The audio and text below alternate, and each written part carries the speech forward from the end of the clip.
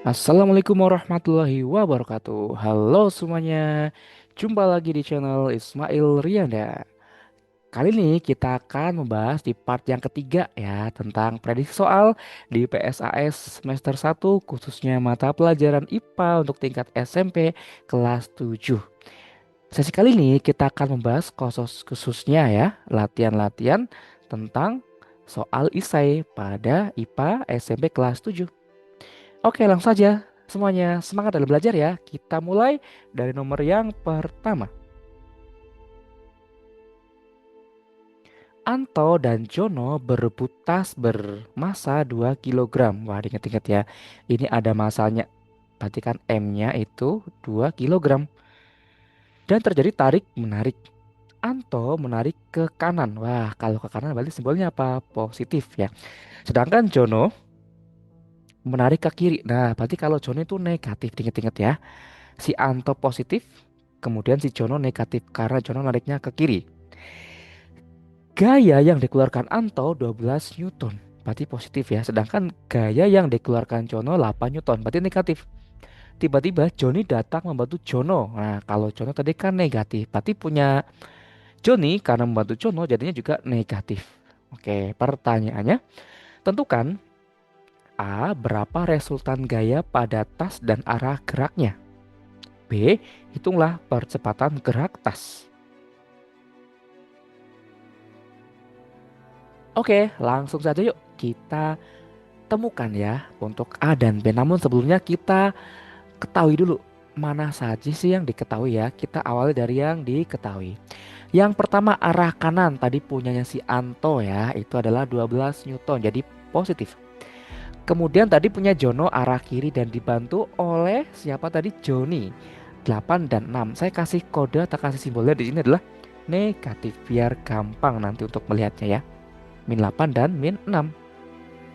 Berarti otomatis resultan gaya arah ke arah kirinya yang punya mereka berdua ya tinggal min 8 tambah min 6 ketemunya kan min 14. Nah itu ya. Itu yang tadi punya Joni dan punya Jono. Masa tasnya tadi 2 kilogram.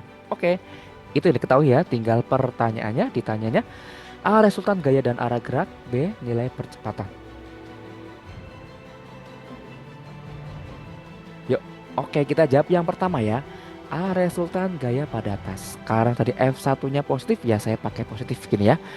Yang F2-nya tadi kan negatif antara si Jono dan Joni karena bergabung. Jadi saya pakai kodenya min biar gampang ya. Jadi min plus di sini hanya kode nanti biar gampang kita menentukan arahnya kanan atau ke kiri. Berarti yang F1 kan 12 tadi nih ya 12 Newton. Nah dikurangi dengan berapa? 14 Newton penggabungan antara Jono dan Joni. 12 kurangi 14 berarti kan ketemunya min 2 Newton. Ini minnya tanda saja ya. Tanda artinya maksudnya adalah tanda arahnya ke kiri karena negatif. Berarti nanti kan yang A itu resultan gayanya min 2 Newton arahnya ke kiri. Nah tinggal kita sekarang nyari yang B nih. Hitunglah percepatan gerak tas. Kalau kita bicara percepatan itu kan FR rumusnya ya sama dengan massa dikali dengan percepatan. Berarti kan FR-nya tadi min 2 nih di sini maksudnya arahnya ya. Jadi kita bisa kalau mencari percepatan tinggal kita tulis angka 2-nya saja boleh.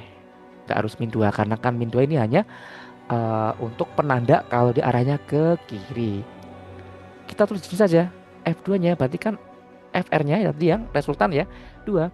Masanya juga 2. Yang kita cari adalah percepatan atau A.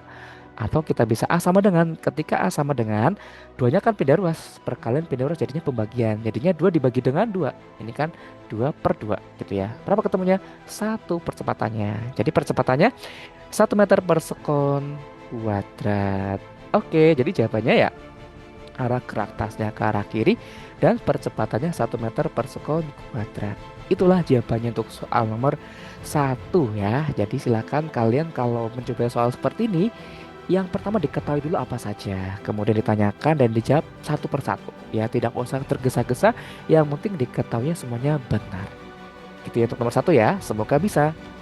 Oke, lanjut nomor berikutnya yaitu nomor 2.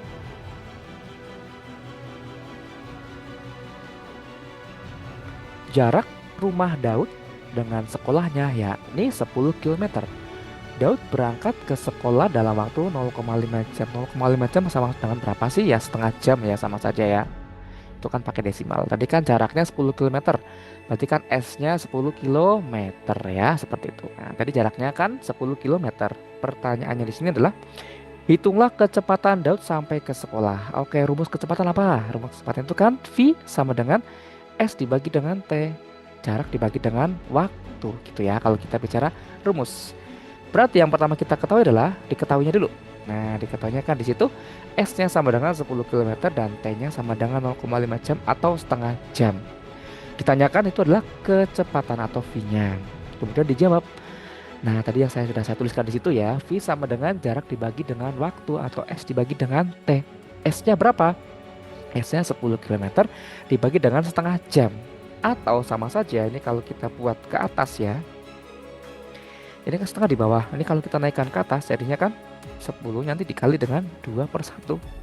Atau sama saja 10 dikali 2 berapa itu ketemunya? Ya 20 kilometer per jam. Nah, itulah jawaban kecepatan Daud sampai ke sekolah yaitu 20 kilometer per jam. Jadi untuk tipe soal nomor 2 cara menjawabnya seperti ini ya. Tetap harus ada diketahui, ditanya dan dijawab. Nanti biar mendapatkan nilai sempurna saat ujian. Oke, berikutnya ya, nomor 3. Hitunglah hasil ukur termometer 20 derajat Celcius ke derajat Reaumur. Oke, jangan lupa ya, ini yang penting rumusnya ngerti nih, Celcius ke Reaumur. Apa rumusnya? Rumusnya untuk ke skala Reaumur yaitu 4/5 dikali dengan TC. TC-nya berapa? TC-nya yang nih 20 derajat Celcius. Kayak gini aja dah, tinggal 4/5 dikali dengan 20. 20 sama 5 coret dibagi maksudnya ya. 20 dibagi 5 berapa? 4. 4 kali 4 berapa? 16. Itulah jawabannya. 16 derajat Reaumur. Sangat mudah bukan? Itulah soal nomor 3. Berikutnya soal nomor 4. Hitunglah hasil ukur termometer 40 derajat Celcius ke Kelvin. Nah, ini karena Celsius ke Kelvin berarti rumusnya tinggal apa? TK sama dengan TC ditambah dengan 273 karena Kelvin. Itu aja ya. Kita masukkan TC-nya 49 derajat Celcius tadi itu ditambah dengan 273. Berapa kalau dijumlahkan? Ketemunya 322 Kelvin. Nah, kayak gitu aja. Tinggal dijumlahkan dengan 273. Oke, lanjut berikutnya ya. Nomor 5. Perhatikan bacaan di bawah ini. Membuat ayam tepung saus tiram. Nana ingin membuat masakan ayam tepung saus tiram. Hal pertama yang dilakukan Nana adalah memotong ayam menjadi bentuk dadu lalu direndam dalam larutan bawang putih, ketumbar, garam, dan susu selama 6 jam dalam kulkas. Setelah itu ayam ditiriskan lalu dibaluri tepung hingga tertutup sempurna. Nana memanaskan minyak goreng lalu menggoreng ayam tersebut hingga kecoklatan. Setelah itu, Nana mempersiapkan bumbu tumis dengan memotong bawang bombay, bawang putih, dan cabai. Selanjutnya, Nana memasukkan 3 sendok makan margarin, bawang bombay, bawang putih, dan cabai.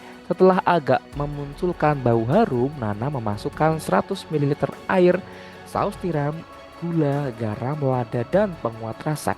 Kemudian ayam tadi dimasak sambil diaduk hingga berubah warna agak kecoklatan dan air agak berkurang. Pertanyaannya adalah, berdasarkan peristiwa di atas, mana saja kegiatan Nana yang termasuk peristiwa perubahan kimia dan perubahan fisika?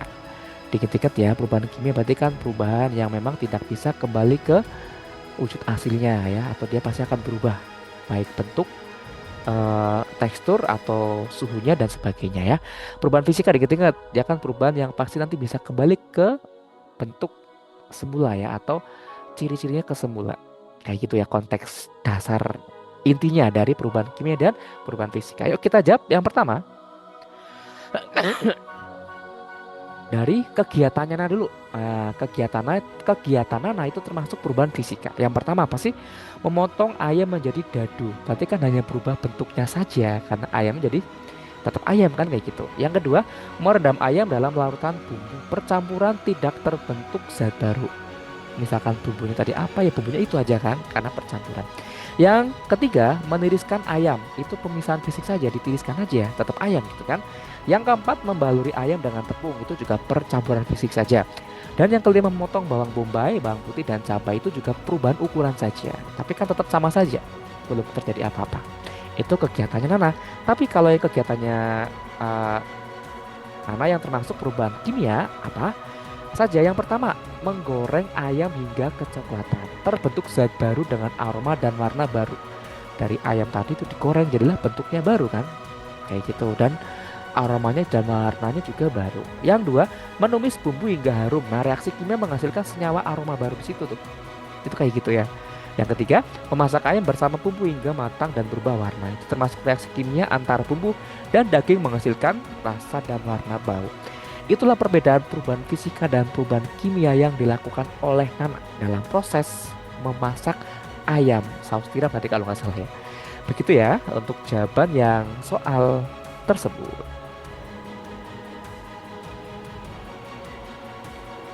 Berikutnya soal nomor 6 menjadi soal terakhir di sesi pembahasan kali ini ya. Nomor 6, Audi dan Julian ingin mengetahui hubungan antara penambahan jumlah gula dengan tingkat kesamaan atau pH untuk membuat produk 200 ml jus jeruk yang memiliki rasa optimal dengan pH sekitar 4,3. Semakin kecil nilai pH maka kesamaan semakin tinggi. Mereka melakukan percobaan diperoleh hasil sebagai berikut. Tabelnya kayak gitu ya. Ada jumlah gula gram dalam gram tingkat pH-nya dari 3,3 sampai 4,8. Berdasarkan tabel tersebut, buatlah grafik yang tepat untuk menyajikan data dan buatlah kesimpulannya. Berarti untuk pertanyaan ini kita harus membuat grafiknya dulu, terus kemudian baru membuat kesimpulannya. Oke, yuk kita buat dulu yang pertama. Kita buat grafiknya. Nah, grafik hubungan antara jumlah gula dan tingkat pH. Gampang aja grafiknya tuh, kayak gitu aja ya. Yang pertama dari tingkat pH-nya 3,3 kan sama 16 ya, 3,3 sama 16. Nih ya, kita buatnya kayak gini aja, kan simple praktis. Nah ini nih, ini 33 di sini ya, 33 nih sama 16, itu yang pertama. Kedua, 3,5 sama 18, ini di sini kan kalau lebih kan 3,5-nya. Nah, sama 18, itu udah. Yang nih ya, nah. Tadi yang pertama. Yang kedua berikutnya 3,8 ini 3,8 sama 20 tuh jadi ya. Kemudian 4,2 sama 22. Nah, ini 4,2 sama 22. Kemudian 4,5 jadi kan di sini tengah-tengah sini ya 4,5 ya. Nah, sama 24. Dan terakhir 4,8 ini yang paling atas ya sama 26. Itulah seperti itu caranya membuat grafik. Jadi jawabannya kayak gini. Ya kalau kita membuat grafik. Kemudian berikutnya yang B. Setelah kita membuat grafik, kita disuruh sesuai dengan soal ya menarik kesimpulan. Apa sih kesimpulannya? Nah, kesimpulannya adalah semakin banyak jumlah gula yang ditambahkan, jadikan nilai pH jus itu meningkat. Artinya tingkat keasaman jus itu menurun. Jus menjadi lebih manis dan kurang asam. Rasa optimal dengan pH sekitar 4,3 terjadi saat jumlah gula yang ditambahkan sekitar 22 gram. Jadi untuk 250 ml jus jeruk dengan rasa seimbang atau tidak terlalu asam dan tidak terlalu manis, penambahan gula sebanyak yang kurang lebih 22 gram adalah yang paling ideal. Itulah kesimpulan berdasarkan grafik pada soal yang sudah kita buat tadi ya. Jadi seperti itu untuk soal yang nomor 6. Nah, kita selesai ya di part 3 ini. Dari nomor 1 sampai nomor 6 silakan dipelajari sebaik mungkin. Semoga kalian semuanya dalam melaksanakan ujian PSAS yang pertama di semua sekolah ya di seluruh Indonesia dapat berjalan dengan lancar. Semuanya bisa dikerjakan dengan baik dan tentunya dapat mendapatkan nilai yang terbaik versi kalian masing-masing. Tetap semangat belajarnya, jangan patah semangat ya. Dan jangan lupa jika channel ini bermanfaat, disebarluaskan linknya dan agar semakin bermanfaat di masa yang akan datang. Oke, terima kasih semuanya. Kita jumpa lagi di part-part berikutnya ya. Sampai